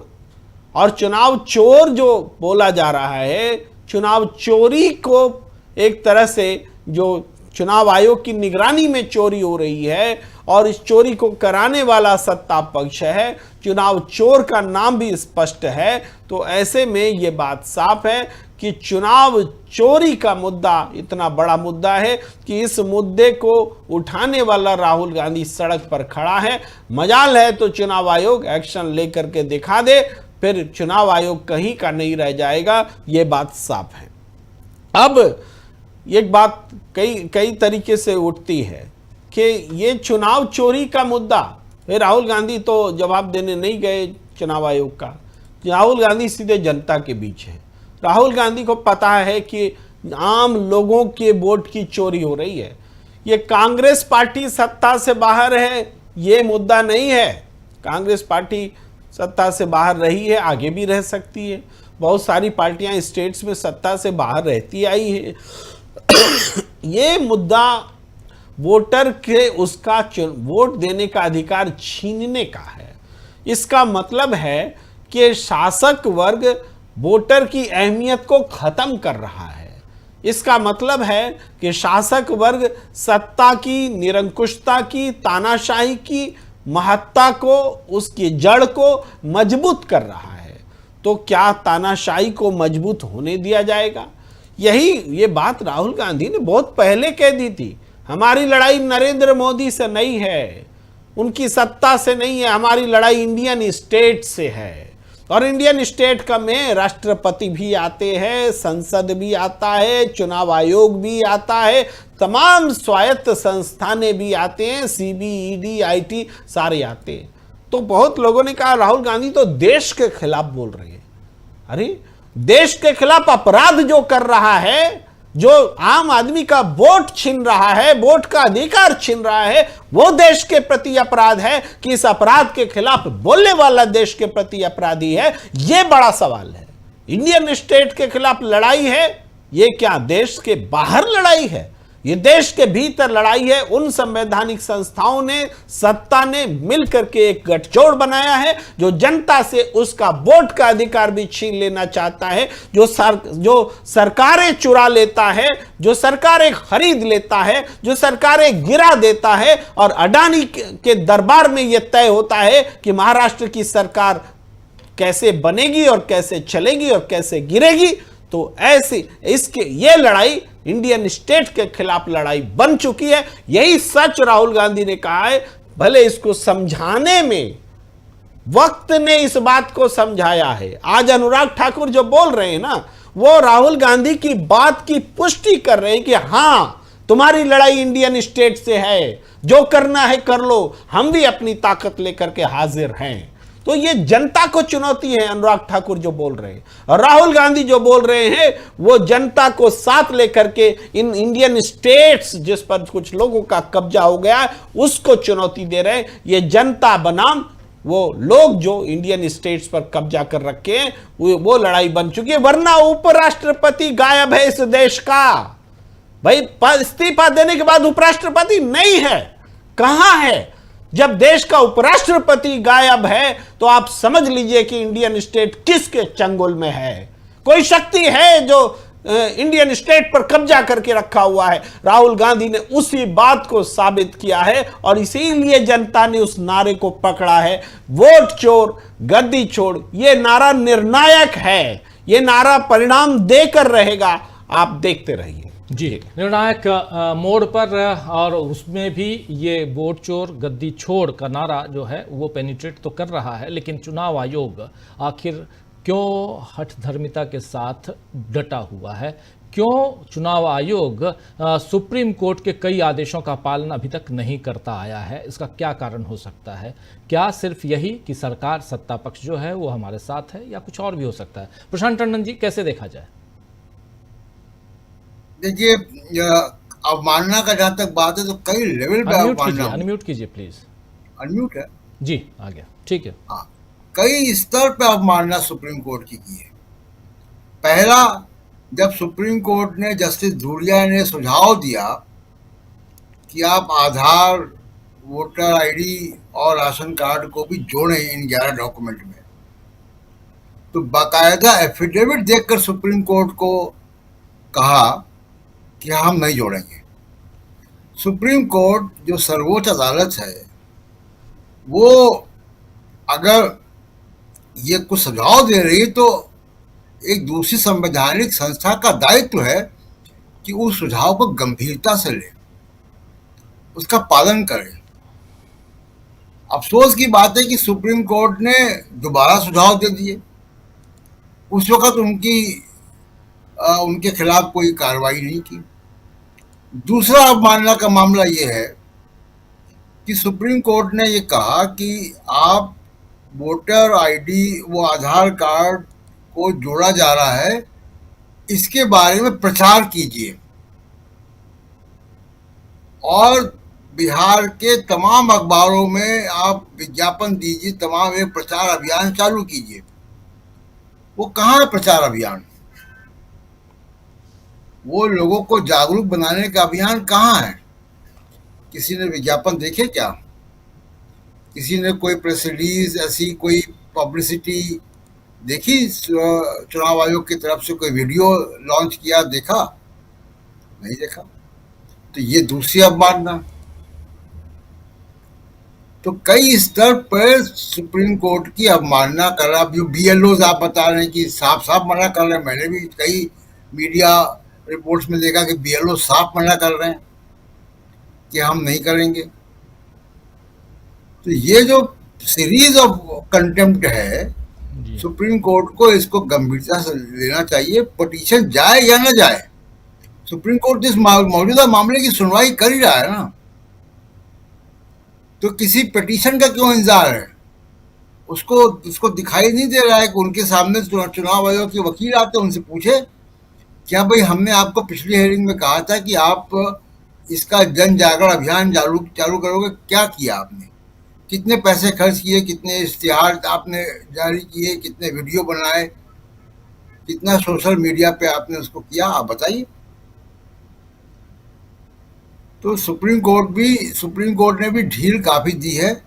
जहां तक मेरा मानना है कि इस अफरा तफरी में इस वोटर लिस्ट से चुनाव नहीं हो सकता जी, संभव ही नहीं है। 1 करोड़ लोगों का वोट काट कर कहीं का चुनाव नहीं हो सकता। वो संवैधानिक नहीं होगा, वो लोकतांत्रिक नहीं होगा, बस संविधान का मजाक बन जाएगा। तो इस वोटर लिस्ट से चुनाव नहीं हो सकता। तो बीच का रास्ता क्या है? सुप्रीम कोर्ट को कहना चाहिए कि भाई आप SIR करते रहिए, 2026-2027 तक आप SIR करते रहिए। चुनाव जो आपने जनवरी में वोटर लिस्ट जारी की, इसके आधार पर कीजिए। ये एक रास्ता है जो हो सकता है जी। सुप्रीम कोर्ट में जब अगली हियरिंग हो तो इस पे ही बात होनी चाहिए कि चुनाव आयोग को SIR करने दें। अब अगले 5 साल कीजिए SIR। एक और अवमानना का मामला है। देखिए, बेहतर होता ये अगर वाकई आप सुप्रीम कोर्ट के आदेश को गंभीरता से ले रहे हैं, तो जो 24 जून का आदेश है, जो नोटिफिकेशन है इलेक्शन कमीशन का, उसमें अभी भी वही 11 डॉक्यूमेंट हैं। उसमें बदलाव करना चाहिए था जी। उसका एक विज्ञापन आप करते, प्रेस रिलीज करते कि हमने 24 तारीख के नोटिफिकेशन में अमेंडमेंट किए सुप्रीम कोर्ट के फैसले के बाद। वो भी नहीं किया गया। तो कोई चीज वैधानिक नहीं रखी है, सब प्रेस रिलीज, ट्विटर और इसके माध्यम से है। तो इसलिए सीरीज ऑफ कंटेम्प्ट है और इस पर सुप्रीम कोर्ट को अब ढील नहीं देनी चाहिए। जी राजीव जी, बिल्कुल बिल्कुल। प्रफुल्ल जी, क्या आपको भी लगता है कि चुनाव आयोग अब मानना कर रहा है? जी बिल्कुल, क्योंकि चुनाव आयोग और उसके जो ऐसे BLO हैं जो आधार को मान्यता नहीं दे रहे हैं, वो लोग पॉलिटिकली गाइडेड हैं। अगर पॉलिटिकली गाइडेड है, ऐसा नहीं कि उनको ज्ञान नहीं है, उनको सूचना नहीं है। अगर वो पॉलिटिकली गाइडेड है तो हम जानते हैं किस पॉलिटिक्स से वो गाइड हुए होंगे, क्योंकि एक खास राजनीतिक दल है, भारतीय जनता पार्टी है, जिसको SIR और नाम काटे जाने से कोई असुविधा नहीं हो रही है। हो सकता है कि उसके भी कुछ समर्थकों के नाम कटे हों, लेकिन इस कोलेट्रल डैमेज को वो एक्सेप्ट करने की स्थिति में है। वो बोलेगा कि हाँ ठीक है, हम इतना कर लेंगे। अगर दूसरों के 10 कटते हैं, मेरे भी 5 कटते हैं, तो हम कटवा लेंगे, क्या दिक्कत है। तो वो इसीलिए ये तो डैमेज तो है ही। देखिए, ये बात तो बिल्कुल सही है कि गर्दा उड़ा दिया राहुल गांधी ने, और गर्दा उड़ा दिया, और गर्दा उड़ा दिया तो पर्दा भी गिरा दिया या उठा दिया, जो कहिए। ये चुनाव आयोग के जो पर्दे के पीछे जो खेल हो रहा था, अब वो बेपर्दा हो गया। अब इसको ट्रांसपेरेंसी कहें या जो भी आप कह लें, लेकिन उनका जितना भी ये गुप्तचर्या थी वो सब की सब बाहर आ गई है और वो खुल गए हैं। देखिए, सुप्रीम कोर्ट से अभी बहुत सारी चीजें साफ होनी है। एक तो SIR इंटेंसिव रिवीजन नहीं, special. What is speciality in this revision? तो क्या नाम काटना है? तो इसकी लीगलिटी अभी भी क्वेश्चन है। आप पूरे के पूरे SIR का मतलब अगर यह होता है कि आप पूरा का पूरा मतदाता सूची खारिज कर देंगे, स्क्रैप कर देंगे, तो ये करने का अधिकार आपको है कि नहीं? नहीं है। कैसे आपने खारिज कर दिया? अभी सुप्रीम कोर्ट को इस पर फैसला देना है, और सुप्रीम कोर्ट भी चूंकि उसको सरकार के माध्यम से, एग्जीक्यूटिव के माध्यम से ही उसके फैसले इंप्लीमेंट होंगे, तो वो भी सहम सहम कर मतलब डाल की ताकत देख कर ही कदम उठा रहा है। उसको भी सामने में दलदल दिखता है सर, क्योंकि हमारी जो पूरी राजनीतिक सिस्टम है, जो मैं बार बार इस बात को महसूस करता हूं कि राजनीतिक गुणवत्ता के आधार पर ही हमारी संवैधानिक संस्थाओं की गुणवत्ता भी निर्भर करती है। और जाहिर है कि ऐसे में अगर होगा तो क्या होगा। तो एक तो ये है, हनुमान जी थे ना, हनुमान जी और भीम, रामायण और महाभारत के 2 मिथकीय व्यक्तित्व हैं, और ये इनका बल सबसे अधिक, इनकी ताकत सबसे अधिक मानी गई है। महाभारत में भी कहा गया कि भीष्माभिरक्षितम, जब उन्होंने से पूछा गया, आप जानते होंगे कि पांडवों की सेना की रक्षा कौन कर रहा है, तो संजय ने कहा था धृतराष्ट्र से कि भीष्माभिरक्षितम, वह भीष्म से रक्षित है। और उधर हनुमान जी थे, लेकिन दोनों को अपनी ताकत का एहसास तभी होता था जब कोई तीसरा पक्ष उनको उनकी ताकत का एहसास करवाता था। रामायण में प्रसंग है, अब कब काल की चुप साज रहे हो बलवाना, पवन तनय बल पवन सवाना, और लोग जानता है, लोग कहता है हाँ के भीम भयो 10 गुना जी। तो अब इनको जो है सो राहुल गांधी की जो ताकत है, वो ताकत उनके इतिहास से आती है। मैंने पहले भी कहा कि जरा गौर से देखिए ये कौन आ रहा है बदले हुए रूप में, तो वो वहां से अब उनको इसका एहसास हो गया है।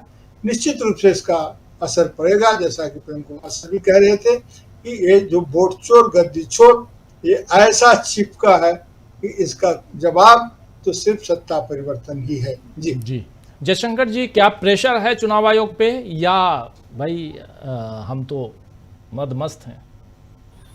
अभी तक तो यही लग रहा है कि हम मदमस्त ही हैं, क्योंकि देखिए BLO की हैसियत नहीं है कि वो इस तरह का काम करे। उसके पास सीधा सीधा कोई आदेश चाहिए चुनाव आयोग का कि भाई अब बदले समीकरण में सर्वोच्च न्यायालय के फैसले के अनुरूप अब आपको आधार कार्ड को भी मान्यता देनी होगी। अगर इस तरह का जब तक लिखित आदेश उसके पास नहीं आएगा, तो सिर्फ मीडिया की रिपोर्ट्स के हिसाब से तो मेरे ख्याल से BLO कुछ करने से रहा। और दूसरा ये भी है कि चुनाव आयोग तो जो कुछ भी कर रहा है किसी को खुश करने के लिए कर रहा है और एक खास इरादे से कर रहा है, उसमें तो कहीं कोई उसको झिझक या शर्म इस लिहाज की तो कोई मतलब ही नहीं है ना। वो तो उसको जो दायित्व दिया गया उस दायित्व को पूरा कर रहा है। उसका दायित्व यही है कि अधिकतम नाम जो है, जो भाजपा के लिए चुनाव में असुविधाजनक साबित हो सकते हैं, उन नामों को बाहर करो, चाहे दलित हो, चाहे पिछड़े OBC हो, चाहे माइनॉरिटी के लोग हों, उनके नाम निकाल बाहर करो। लेकिन अब जैसे सवाल उठाया अभी प्रशांत जी ने भी कहा, और ये सबके ध्यान में है कि भाई चुनाव आयोग लगातार अवमानना कर रहा है। भाई आप ये स्वायत्त संस्था है, संवैधानिक संस्था है, लेकिन संप्रभु नहीं है। आपके कार्यों की निगरानी समीक्षा करने या उस पर फैसले देने का अधिकार है सुप्रीम कोर्ट को, इसमें कहीं कोई दो राय नहीं है। तो सुप्रीम कोर्ट अगर कह रहा है कि आपको आधार कार्ड को स्वीकार करना होगा, या और जो पॉइंट्स आपके हैं, मान लो 11 हैं, 11 दस्तावेज हैं, उसमें एक 12वां ये जुड़ जाएगा, वोटर लिस्ट है। तो देखिए बिल्कुल ये हम शुरू से ही ये कहते रहे हैं, इसी मंच से भी कहे हैं कि विपक्ष को साफ साफ चुनाव आयोग को बता देना चाहिए। मैं प्रशांत जी की बात को बढ़ा रहा हूं कि आप जो है SIR की अपनी प्रक्रिया जारी रखिए, चलाइए जब तक चलाना हो, साल भर 2 साल चलाइए, जो गड़बड़ियां गलतियां निकल रही हैं उसको बाहर करिए, ठीक है, सब आपके साथ हैं। लेकिन चुनाव जो है, मतदान जो होगा वो फरवरी में जो रिवाइज्ड मतदाता सूची जारी हुई थी उसी आधार पे चुनाव होगा तो हम भाग लेंगे, नहीं तो आप कराइए, एक तरफा जो मन में आया करिए, जनता अपना हिसाब कर लेगी। और मुझे जो सूचना मिल रही है, जो खबरें आ रही हैं जिस तरह की कि जो ये वोटर अधिकार यात्रा जो चल रही है, इसका समापन जिस दिन गांधी मैदान में होगा वो मुझे लगता है कि अब तक की सबसे बड़ी रैली साबित होगा। सबसे बड़ा जमावड़ा जो है जनता का, वो गांधी मैदान के मैदान में दिखाई देगा। हालांकि लोगों को रोकने की कोशिशें भी होंगी। अब इसी यात्रा में आप देखिए जगह जगह कहीं बिजली कट जा रही है, कहीं कुछ हो जा रहा है, तो ताकि बिघने पड़े, तमाम तरह के बिघने डालने की कोशिश की जा रही है। कालनेमी बहुत सारे सक्रिय हो जा रहे हैं, लेकिन उसके बावजूद जो जिस उत्साह के साथ ये यात्रा आगे बढ़ रही है वो उसका कोई जवाब नहीं है, कोई जोड़ नहीं है। और मेरे ख्याल से जो याचिका दायर करने वाले लोग हैं उसमें विलंब नहीं करना चाहिए। और जो ठोस सबूत हैं, जहां BLO ने इनकार किया है कि हम आधार कार्ड के आधार पे हम नहीं करेंगे, ये रिवीजन या नाम नहीं जोड़ेंगे, उसको लेकर के जो ठोस सबूत आपके पास हैं वो लेकर के आपको अदालत में जाना चाहिए। और बाकी जैसे प्रशांत जी ने 2-3 मुद्दे गिनाए, उन सारे मामलों को कि लगातार अवमानना कर रहा है चुनाव आयोग, उस पर एक्शन होना चाहिए, उस पर कंटेम्प्ट ऑफ कोर्ट का मामला चलना चाहिए। और उसके बाद देखते हैं क्या होता है, क्योंकि सबसे बड़ा अदालत, मैंने बार बार कहा कि जनता की अदालत से बड़ा कोई सुप्रीम कोर्ट, कोई चुनाव आयोग, कोई सरकार नहीं होता है। तो जनता की अदालत में मामला जा चुका है, अब जनता अपना फैसला देगी, लेकिन उससे पहले सुप्रीम कोर्ट को भी तय करना होगा, देखना होगा, अपने अधिकार क्षेत्र को भी इस्तेमाल करना होगा, क्योंकि कोई भी सॉवरेन नहीं है इस लोकतांत्रिक व्यवस्था में, चाहे कार्यपालिका हो, चाहे विधायिका हो, चाहे न्यायपालिका हो, या जो और अन्य संवैधानिक संस्थाएं हैं, वो सॉवरेन नहीं है कि मतलब जो चाहे वही कर देंगे, उनके आगे कोई परम स्वतंत्र न सिर पर को, ऐसा कुछ नहीं है। उसके चेक एंड बैलेंसेज बनाए हुए संविधान निर्माताओं ने कि भाई अगर कहीं कुछ ज्यादा गलती कर रहा, भाग रहा है, तो उस पर लगाम लगाने का काम एक अलग संस्था है जो करेगी। तो वही काम सुप्रीम कोर्ट को आज ऐतिहासिक भूमिका में आना पड़ेगा, निभाना पड़ेगा, क्योंकि बाकी जयशंकर गुप्ता या प्रशांत टंडन की बात का नहीं है, सुप्रीम कोर्ट के आदेश फैसले का इनकार करना है, नकारना उस फैसले को। बिल्कुल, बड़ा अवमानना तो और कुछ हो ही नहीं सकता है। जी राजीव, बिल्कुल आप सही कह रहे हैं। जस्टिस धुलिया से लेकर जस्टिस सूर्यकांत तक और जस्टिस बागची तक सब ने आधार कार्ड को लेकर, और अब तो लिखित आदेश है, उसके बाद भी अगर मीडिया की रिपोर्ट्स हैं कि इस पर BLO जो है वो मान नहीं रहे हैं, तो कहीं ना कहीं से ये गवर्न हो रहा है। लेकिन देखते हैं आने वाले समय में अगर ऐसे भी कुछ दस्तावेज या जानकारियां या प्रूफ रख दिए गए सुप्रीम कोर्ट में, तब चुनाव आयोग क्या करेगा। चुनाव आयोग मनमानी करने की कोशिश कर रहा है, लेकिन लगाम लगाने की कोशिश विपक्ष कर रहा है। और अब तो जन जन तक ये नारा पहुंचा चुका है विपक्ष कि वोट चोर गद्दी छोड़। और मिली भगत है, राहुल गांधी लगातार कह रहे हैं चुनाव आयोग की और बीजेपी की, और ये हम होने नहीं देंगे, वोट की चोरी होने नहीं देंगे। आने वाले समय में और भी बहुत सारी जानकारियां, बहुत सारी खबरें आएंगी जो हम आप तक पहुंचाएंगे। इस कार्यक्रम को समाप्त करने से पहले एक बार फिर आपको बता दूं कि इसी मसले पे, यानी SIR में क्या कुछ हो रहा है, उधर उपराष्ट्रपति का चुनाव, और सबसे बड़ी चीज कि संविधान के 130वें संशोधन को लाने की जरूरत सत्ता पक्ष को आखिर क्यों पड़ी कि आखिरी समय में वो लेकर संसद में आ गए, बिल लेकर आ गए। लेकिन क्या ये बिल पास हो पाएगा, ये भी बड़ा सवाल है। इन सवालों का जवाब देंगे अभिषेक मनु सिंघवी ठीक इस कार्यक्रम के बाद। आपको उधर हम ले चलेंगे, लेकिन उससे पहले बहुत बहुत शुक्रिया अदा करना चाहता हूं जयशंकर जी आपका, बहुत बहुत शुक्रिया प्रफुल्ल जी, प्रेम कुमार जी, प्रशांत जी और अमलिंदु उपाध्याय जी, आप सबका बहुत शुक्रिया, बहुत धन्यवाद। आप तमाम साथियों आप सबका भी शुक्रिया अदा करता हूं जो जुड़े रहे। आप लोगों के कमेंट नहीं ले रहा हूं, लेकिन सीधे आप लोगों को ले चलता हूं straight talk with Abhishek Manu Singhvi कार्यक्रम में, और वहां आप देखिए, समझिए और लीगल पहलुओं को, राजनीतिक पहलू तो है उसकी खूब चर्चा होती है और लगातार आप सुन ही रहे थे, लगातार करते हैं, लेकिन लीगल पहलू क्या है, यानी कानूनी तौर पर कहां फंसा हुआ है चुनाव आयोग, कहां फंसी हुई है भाजपा, और कैसे बिहार का चुनाव जो है वो अब धीरे धीरे महागठबंधन की ओर जाता हुआ दिखाई दे रहा है। और कहां है आखिर जगदीप धनखड़ साहब, सबका जवाब आप देखिए इस चर्चा में। चलिए उधर ले चलते हैं आपको, मुझे दीजिए इजाजत। नमस्कार, गुड नाइट, शुभ रात्रि, शब्बा खैर।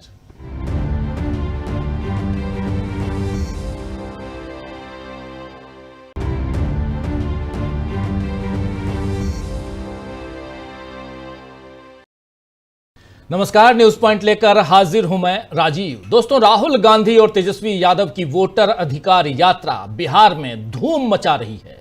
इसका एक वीडियो कल सामने आया था जिसमें कई लोग धूम मचाले के गाने पर डांस कर रहे हैं। जरा उस वीडियो को पहले लेके आते हैं, और ये विजुअल जो आप देख रहे हैं ये भी बहुत ही शानदार विजुअल है, इसके बारे में भी हम चर्चा करेंगे। लेकिन इससे पहले कल आपने देखा था कि एक तरफ ये तस्वीर देखिए, ये बहुत ही इंपॉर्टेंट तस्वीर है जिसमें धूम मचाले जो गाना है, और उस गाने पे किस ढंग से राहुल और तेजस्वी एक दूसरे को और खुशी में जो थाप दे रहे हैं राहुल गांधी, वो दिखाई दे रहा है। और गमछा लहराने का जो अंदाज है तेजस्वी यादव का, वो भी दिखाई दे रहा है। एक तरफ तेजस्वी यादव हाथ में गमछा नहीं, लेकिन लहराने का अंदाज वही, हाथ हिलाने का अंदाज वही, और दूसरी तरफ राहुल गांधी थाप देते हुए, और गाना है धूम मचाले। आप लोगों ने सुना होगा। आज फिर धूम मचाने के लिए कुछ और वीडियो सामने आए हैं। वोटर अधिकार यात्रा आज कटिहार के बाद पूर्णिया पहुंची, और पूर्णिया से अररिया। ये जो तस्वीर है इसको देखिए,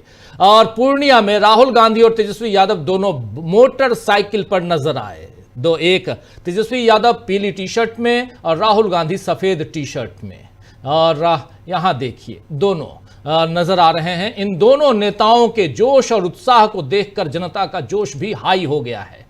एक युवक ने तो भीड़ में आकर राहुल गांधी के गालों पर को चूमने की कोशिश की, हालांकि सुरक्षा कर्मियों ने उसे बाहर कर दिया उस घेरे से, सुरक्षा घेरे से, देखिए, लेकिन यहां आने की कोशिश जरूर हुई थी। और ये तस्वीर देखिए, ये अपने आप में दिखाई देता है कि क्या दीवानगी है राहुल गांधी को लेकर, और यहां पर लेकिन सुरक्षा कर्मियों ने यहां उसे बाहर कर दिया।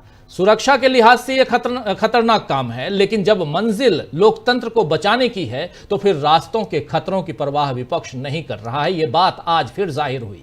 अररिया पहुंचकर विपक्ष के सारे नेताओं ने प्रेस कॉन्फ्रेंस की, जिसमें राहुल गांधी और तेजस्वी यादव ने से कुछ खास तौर पर सवाल भी पूछे गए, और इन दोनों ने खास तौर पर वोट चोरी पर बातें अपनी कही हैं। राहुल गांधी ने इस प्रेस कॉन्फ्रेंस में क्या कुछ कहा है, आइए छोटी सी बानगी उसकी देख लेते हैं, चर्चा आगे बढ़ाएंगे। बहुत कुछ है, कैसे गर्दा उड़ा रहे हैं राहुल और तेजस्वी बिहार में, लेकिन इस प्रेस कॉन्फ्रेंस के कुछ हिस्से को देखिए।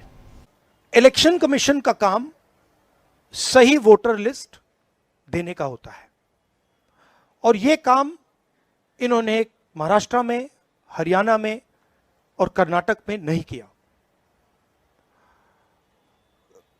हमारा पूरा का पूरा प्रेशर इलेक्शन कमीशन का जो बिहेवियर है उसको बदलने के लिए है, और हम छोड़ेंगे नहीं। जैसे मैंने कहा है, बिहार में हम आपको इलेक्शन चोरी नहीं होने देंगे।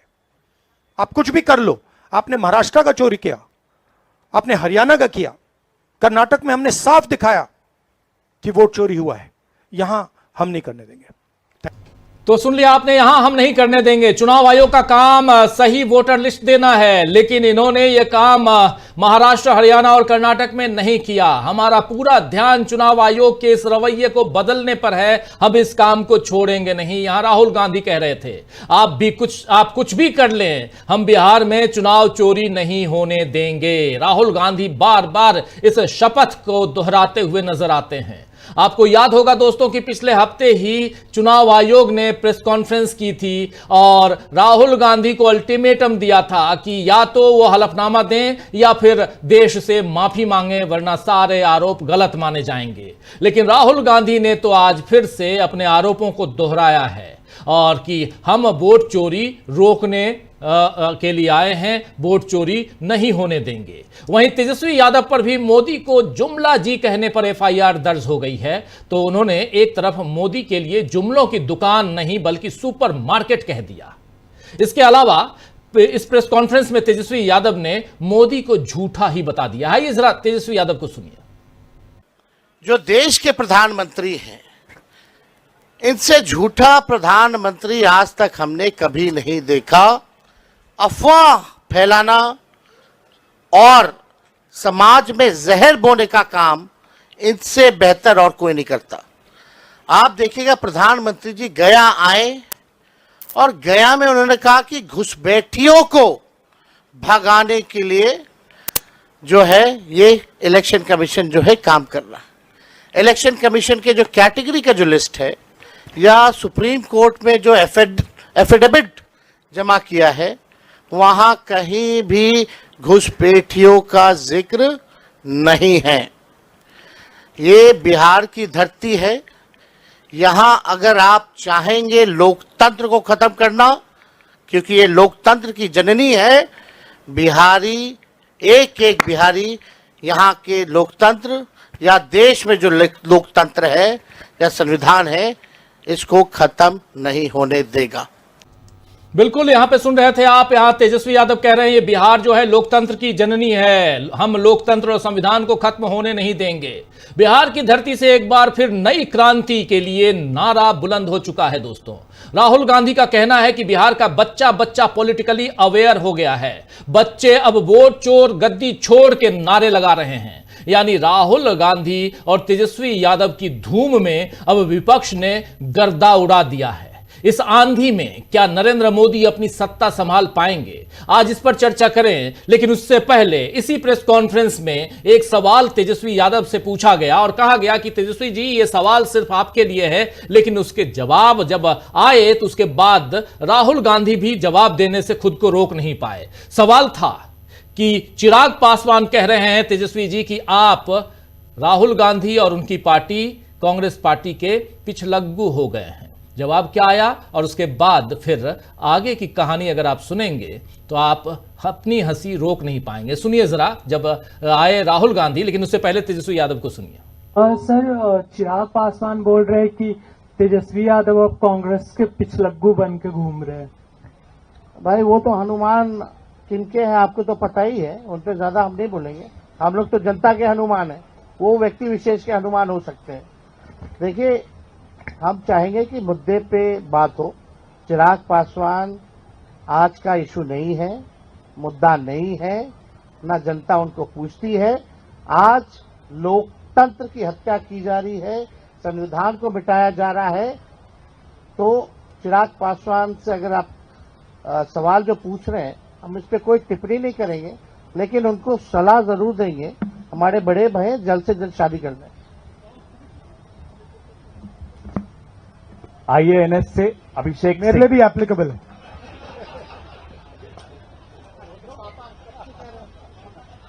नहीं चल रही है इसके फादर के साथ। अभिषेक सिंह आईएएनएस। आपने सुना, यहां अगर गौर से नहीं सुना हो तो आप लोगों के लिए बता देता हूं। यहां बात यह हुई कि तेजस्वी यादव ने कहा कि एक तो पिछलग्गू वाली बात का उन्होंने जवाब दिया और कहा कि वो किसी के हनुमान है, किसी इंडिविजुअल के हनुमान है, लेकिन मैं यहां बिहार की जनता का हनुमान हूं, मैं किसी का पिछलग्गू नहीं हूं। और मेरी सलाह है, यानी तेजस्वी यादव ने कहा कि चिराग को मेरी सलाह है, चिराग पासवान को मेरी सलाह है कि वो शादी कर लें। इसके बाद माइक हाथ में लेते हैं राहुल गांधी और कहते हैं ये बात, यानी ये जो सलाह है तेजस्वी की, ये मेरे पर भी लागू होती है। तो इसके बाद फिर हंसी ठिठोली और कह रहे हैं बात चल रही है, लालू जी से बात चल रही है। खैर चलिए चर्चा आगे बढ़ाएंगे। एक तरफ ये बातें जो आगे बढ़कर किस दिशा में जाएंगी, इस पे हम आज चर्चा जरूर करेंगे, लेकिन इसके अलावा दूसरी सबसे बड़ी बात, चुनाव आयोग के खिलाफ एक और अवमानना, एक और केस, एक और याचिका की तैयारी चल रही है। वो याचिका क्या है वो भी बताएंगे आपको, लेकिन पहले हमारे तमाम वरिष्ठ साथियों से आपका परिचय करवाते हैं और फिर आगे बढ़ते हैं। हम लिख भी रहे हैं कि चुनाव आयोग के खिलाफ एक और केस की तैयारी, सुप्रीम कोर्ट में एक और मामला जल्दी जाएगा, लेकिन उससे पहले क्या चुनाव आयोग खुद को संभाल लेगा? और नहीं संभालेगा तो अवमानना का केस एक चुनाव आयोग के ऊपर आने वाला है। मजेदार होगा, हम लाइव करेंगे, आप देखेंगे। चलिए जरा चलते हैं हमारे तमाम वरिष्ठ साथियों के बीच और फिर इस चर्चा को आगे बढ़ाते हैं। इस वक्त 5 वरिष्ठ साथी हमारे साथ जुड़े हुए हैं। स्टूडियो में हमारे साथी प्रेम कुमार जी जुड़े हुए हैं। प्रेम कुमार जी आपका स्वागत है। इधर दिल्ली से 3 साथी हैं हमारे साथ, प्रशांत टंडन जी हैं, जयशंकर जी हैं और अमलेंदु उपाध्याय जी हैं। आप तीनों का भी स्वागत है। उधर कोलकाता से, जिस पर खूब चर्चा होगी आने वाले समय में, प्रफुल्ल कोलख्यान जी हैं, आपका स्वागत है। आप पांचों का स्वागत है इस कार्यक्रम में। स्वागत, इस्तकबाल आप तमाम दोस्त साथी शुभचिंतक आप सबका, जो अब तक जुड़ चुके हैं उनका भी, जो जुड़ने वाले हैं उनका भी। सीधे प्रेम कुमार जी, सबसे पहले आपके पास आना चाहता हूं, इसलिए क्योंकि इस यात्रा से भी आप लौट के आ रहे हैं। सासाराम होते हुए जैसे जैसे यात्रा आगे बढ़ी थी, आप साथ साथ थे। आज अररिया, उससे पहले पूर्णिया, उससे पहले कटिहार, ये आगे बढ़ेगी यात्रा। बिहार के 1300 किलोमीटर को नापने की पूरी, और उसके बाद क्या कि 1 तारीख को जब ये यात्रा पटना के गांधी मैदान में समाप्त होगी, तब तक बहुत कुछ हाथ में आ चुका होगा। तेजस्वी यादव, राहुल गांधी, दीपांकर भट्टाचार्य CPI-ML के मुखिया, और इनके साथ साथ मुकेश सहनी। और मजेदार तथ्य है कि मुकेश सहनी को लोग यही कहते थे कि वो इधर के से उधर चले जाएंगे, लेकिन 10 से मस नहीं हो रहे हैं, बिल्कुल चिपके हुए हैं। और लग रहा है कि ये फेविकोल से भी बड़ा वाला कोई इन लोगों को मिल गया है, जिससे ये निकल नहीं पा रहे हैं। चाहता होगा विपक्ष की जरूर इनको बाहर निकाला जाए। कैसे देखा जाए? पहले इन लोगों की यात्रा पे से ही शुरुआत करते हैं, बाद में उस पर भी आएंगे कि किस केस की तैयारी चल रही है विपक्ष की तरफ से चुनाव आयोग के खिलाफ सुप्रीम कोर्ट में। लेकिन पहले राहुल और तेजस्वी। शुक्रिया राजीव जी। राहुल गांधी की जो यात्रा बिहार में है, इस यात्रा की खासियत अगर